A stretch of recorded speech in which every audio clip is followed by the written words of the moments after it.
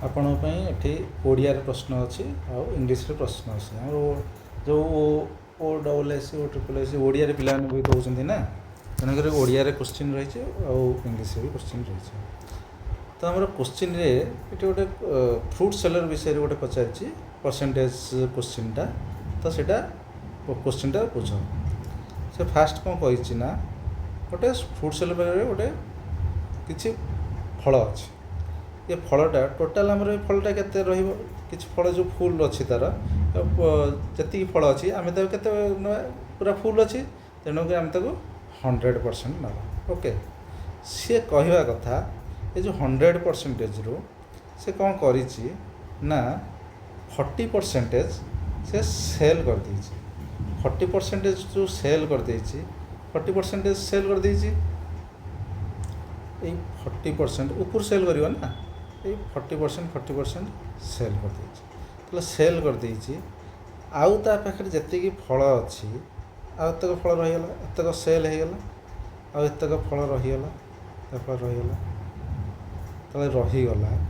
ତ ଏଇ ଯେଉଁ ରହିବା ଫଳଟା ସେ ପରସେଣ୍ଟେଜରେ କହିନି, ସେ ରହିବା ଫଳଟା ଆଉ ପରସେଣ୍ଟେଜରେ କହିନି। ରହିବା ଫଳଟା ସେ କହିଛି 420ଟା ଫଳ ତା'ର ରହିଯାଇଛି।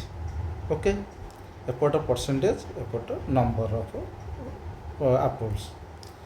ଯଦି 40% 100% ଟୋଟାଲ୍ ଥିଲା, 100%ରୁ ଯଦି 40% ସେ ସେଲ୍ କରିଦେଇଛି, ତାହେଲେ ତା'ର ରେଷ୍ଟ କେତେ ରହିଗଲା, 60% ବାକି ରହିଗଲା।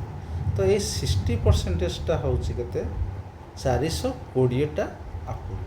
ସେ କହିବା କଥା ଅରିଜିନାଲି ଏ ଯେଉଁ 100% ଟୋଟାଲ୍ 100% ଯେଉଁ ଥିଲା ପ୍ରଥମରୁ କେତେଟା ଫଳ, 100% ଫଳରୁ କେତେ ନମ୍ବର ଆପୁଲ୍ ଥିଲା ତା ପାଖରେ। ତ ଆମର ଏଠି ବାହାରି ପଡ଼ିଲା କ'ଣ, 60% ହେଉଛି 420ଟା ଆପୁଲ୍। ଓକେ, ଯଦି 60%ଟା ହେଉଛି 420ଟା ଆପୁଲ୍, ତ ଆମକୁ ପଚାରିଛି ଫୁଲ୍ କେତେ ଥିଲା ଫାଷ୍ଟରୁ, ତ 100%ଟା କେତେ, ତ ଆମକୁ ଏଇଭଳିଆ କରିବାକୁ ପଡ଼ିବ।